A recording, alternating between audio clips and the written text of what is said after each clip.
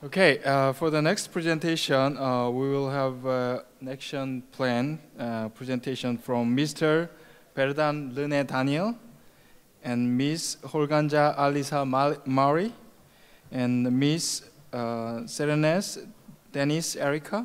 They will present about success strategy for SEMAO public-private partnership in Philippines.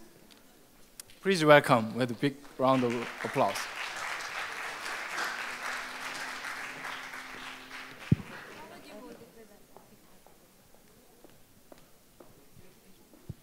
Hello.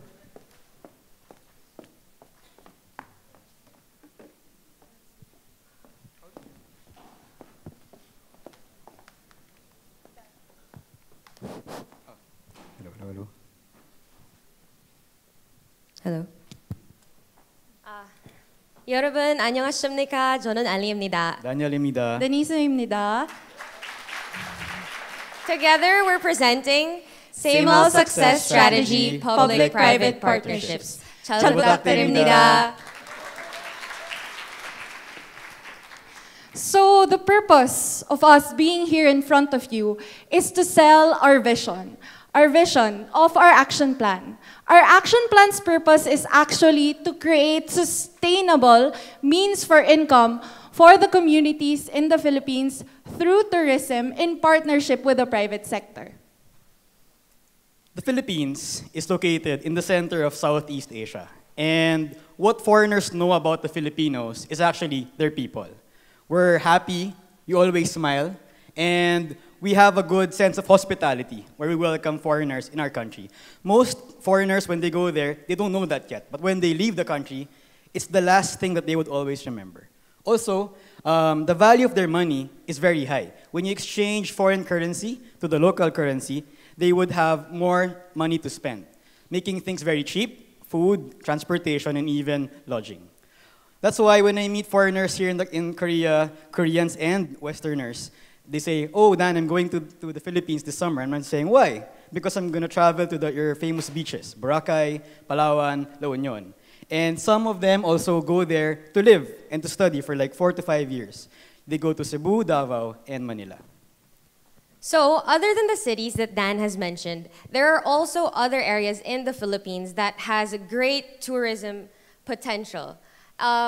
And you can find them hidden away in the 7,000 plus islands in the Philippines. So, you have probably never heard of Gumasa Beach, which is located in Sarangani province. It has a long coastline with very fine white sand, clear blue waters, and it's known to be the Virgin Boracay or the Boracay of Mindanao. You've also probably never heard of the Humbilica Firefly Hatchery, located in Siquijor province, where you can watch hundreds of fireflies during nighttime, twinkling like stars by the beach. Then finally, there's Donsol Whale Shark Interaction in Sorsogon province, where you can get up close and personal with the whales as large as buses. So according to a news website in the Philippines, a famous news website, ABS-CBN in the Philippines, these three provinces actually rank number 3, number 9, and number 20. You might ask what these rankings are.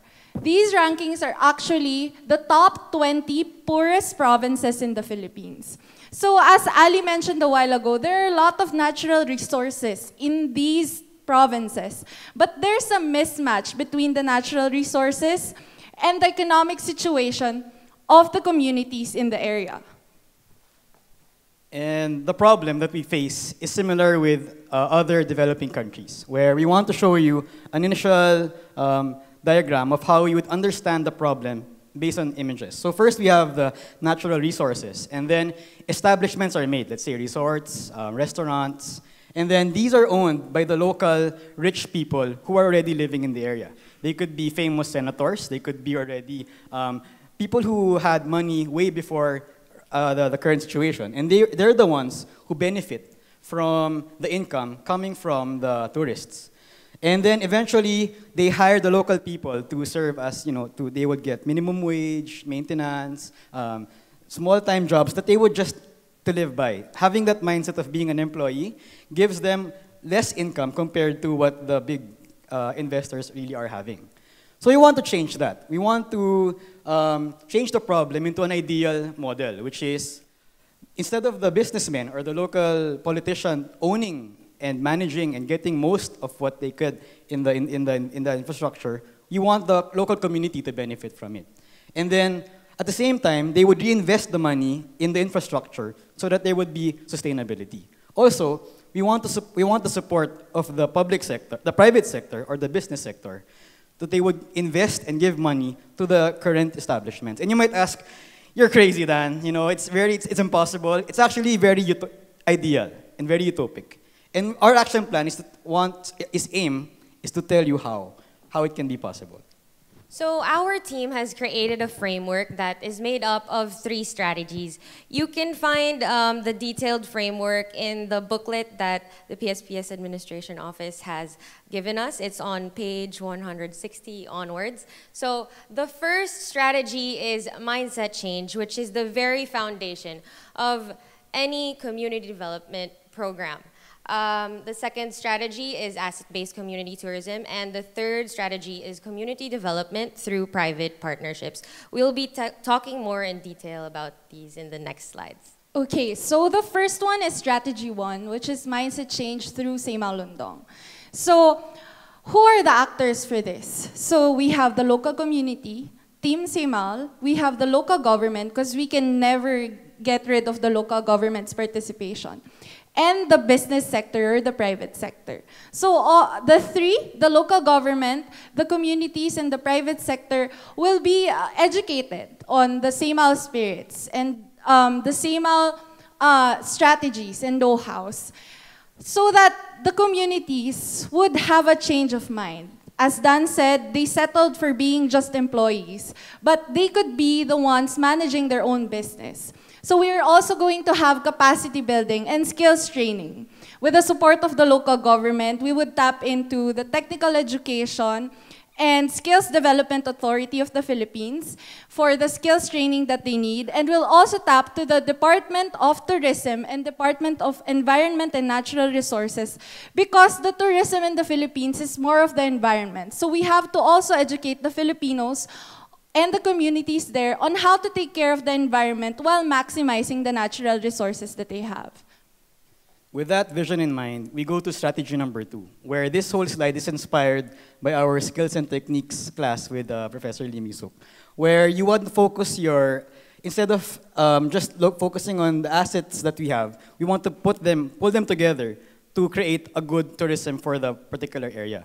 And in that particular village, we would train them in tourism. They would have that mindset that they're actually selling their place to foreigners who would want to go there and have a good time, enjoy the environment.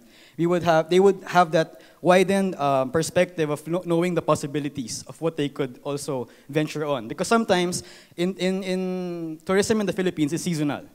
So you want to focus on, even though it's not season, we could still venture on different activities and also invest in potential resources. So strategy 1 and strategy 2 are just the basic foundations for the development of the community. But we want to further develop and generate higher income for the locals. So we will be creating partnerships with the private sector. So how do we do this? Sorry. We will be creating private partnerships by aligning our model to the corporate social responsibility programs of the private sector. We are targeting companies that already have existing CSR programs and companies that do not yet have CSR programs, while we are also pitching it to them using the Seymal-Undong concept, which has been internationally recognized by the United Nations. So some of you might ask, what is corporate social responsibility exactly? Corporate social responsibility is the idea that the private sector has the duty to give back to the society as they take profit from society. So in the Philippines, there's a long history of CSR in the Philippines. You can find it also in our paper. It's been required by law since 2011. So that's why we really want to make use of the funding from the private sector. because there's so much funding available from this CSR law. By using the CSR program, the private sector can benefit from adopting our model by getting tax cuts. They also receive a positive brand image. And finally, it'll be less costly for them as our model is a sustainable project.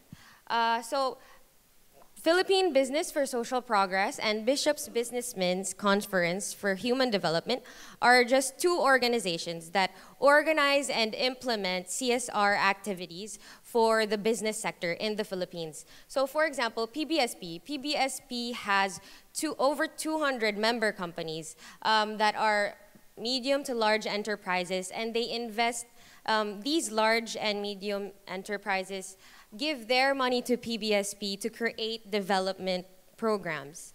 And that's why we want to pitch our model to PBSP. With any movement, we believe that efficiency is key. So as you remember our first slides, we told you about the different areas that we want to focus on. Those are actually our target areas. So they are one from Luzon, it's in Sorsogon, and the main island, Mindanao, we have Siquijor. And the third main island, which is in Mindanao, is Sarangani, where we want to have, these could be the SEMOL centers to start spreading the model into different neighboring regions. And at the same time, they are somehow spreaded all around the Philippines. And we were actually talking about it, and if ever a group would want to support this particular action plan, we're willing to be the project managers of this action plan. Denise would be in Sorsogon, I would be in Siquijor, and Ali would be in Sarangani. And these are again their main characters in the community, and also that involves around the action plan. First, we have the central government, the local government, and the private sector. We will have a good communication line between them, wherein we would manage and organize what we would want to build for the community, knowing that we want to focus on the needs and there is a what do you call this? Relationship with the local community. And our plan is to really use the available resources in the area that is specific to that particular area, and it's not found in other areas in the Philippines. It could be their competitive edge, and it's the only thing that will set them apart from different areas of tourism. And for you to, the benefit, again, for these characters is that for the private sector, it would be a CSR program for them and international media. For the local government, we will act as a development tool for us to improve the society. And also, for the community, they would have higher income. To further understand how the concept or how our action plan works, we have 5 different phases. And here we'll show you which characters would work on the different phases.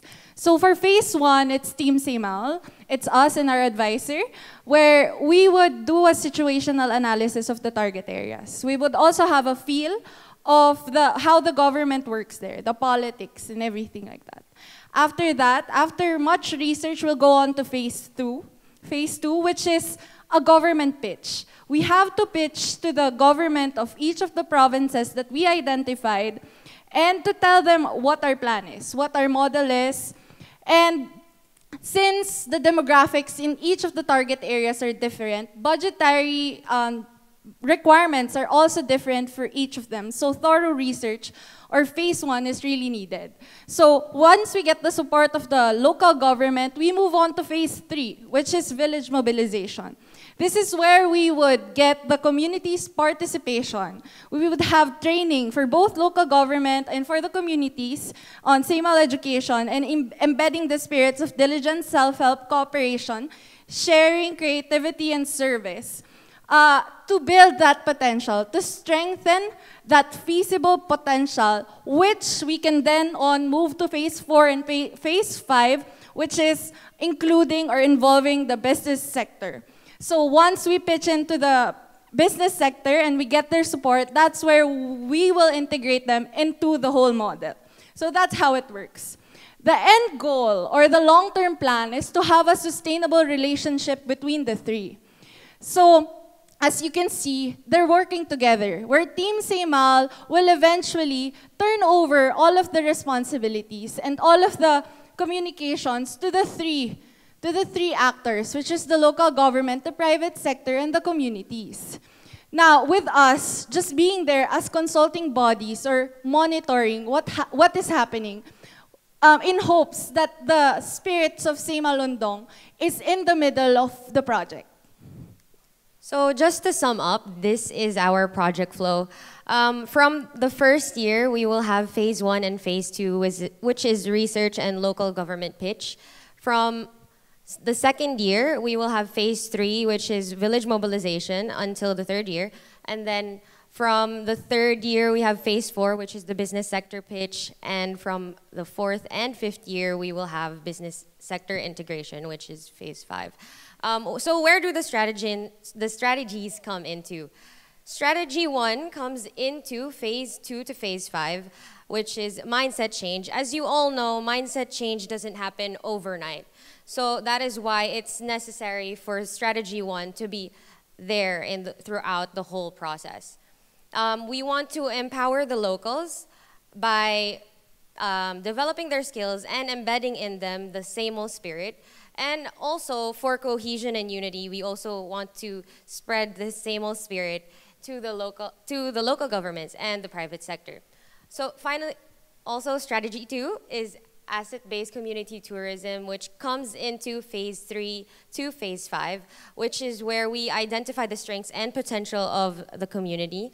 And finally, strategy 3 comes into phase 4 to phase 5, where we use private partnerships to get investments and generate higher income for the locals. So through this whole process, our vision is to create sustainable communities through private partnerships. And we hope that you have sold or bought into our vision. Thank you very much. Maraming salamat sa inyong lahat. Duro, chuchoso, kamsahamnida.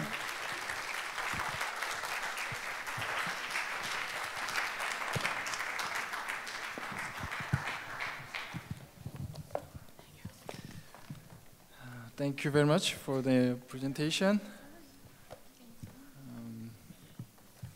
I think in the second session, many presenters shows kind of new, brand new strategies for applying Seymalundong. Now this team suggests PPP, public and private partnerships with several programs, and also suggests a kind of strategic plan. Any questions from floor? Okay, the end of that line. Thank you very much for your presentation. My question is, when I was listening to your action plan and the way you have given us your presentation, it seems like we really can't really see what the community is really suffering from in the Philippines. Is it about showing your skills of what you have gained from the PSPS, or about really assisting the really community? Because for any community to engage, especially if we look at the bone of the summer program, the people had the challenge, and the people wanted to get rid of their problems. For them to adhere or to follow any teachings of the Seymal spirit. So, your idea and your plan, how will it be taken aboard? Do the people really feel the same as you really are putting it across to us? Thank you.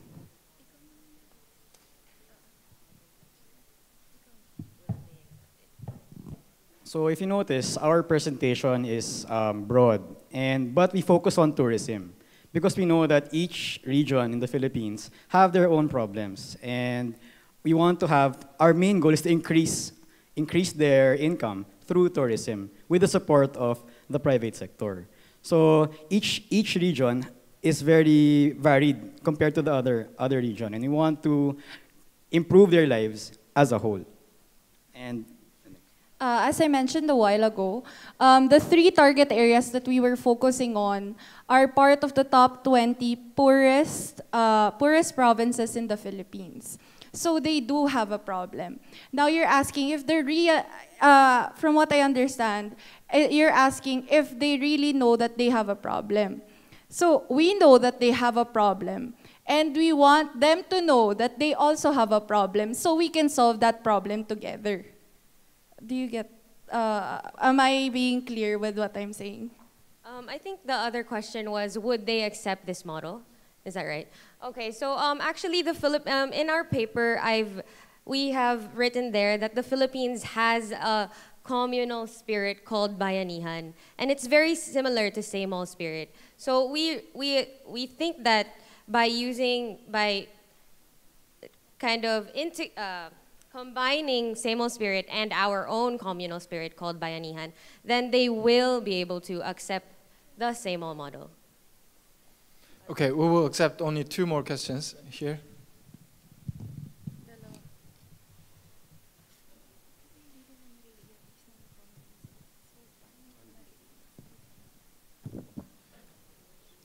Thank you for the presentation, guys. It was wonderful, but I'm asking about strategy number 1. It talked about mindset change through small education, which is right. But my question, I wish maybe a professor somewhere answered this. Are we going to achieve mindset change right now without any tangible activity? Because maybe Korea achieved it, but this is the 21st century where people have changed. So I'm wondering, how are you going to realize, change people's mind, just educating them? I thought you would have a given activity first. Then people change their minds. I don't know how you are going to do it, but maybe you can explain further. Thank you. In our paper, we show you, we wrote there specific activities to have Same-All education. We want to start first in the schools, where it can also be an initial training center for the parents and for the children to learn Same-All Undong. We won't teach Same-All Undong per se, but environment, taking care of the environment, being entrepreneurial, having an entrepreneurial spirit, thinking about management and accounting and marketing. These small skills that will increase their capacity will be trained in the schools. Each region has their own school network. And our goal is to start there. And eventually, if they buy into the idea and they see that there's a potential in it, that's when we can have a better training center for it. Sorry, so I think that I showed you the project flow earlier, and I mentioned that Same-All education will be there throughout the whole process. So in the beginning, it'll just be an introduction of Same-All Undong and skills training. But of course, like, we will continue to have workshops on Same-All Undong throughout the whole process while the activities are ongoing as well. So that's how mindset change will happen over time. It's not just like gonna be introduced in the beginning. Thank you. Okay. Tando, last one. Sorry. Thank you so much for the wonderful presentation.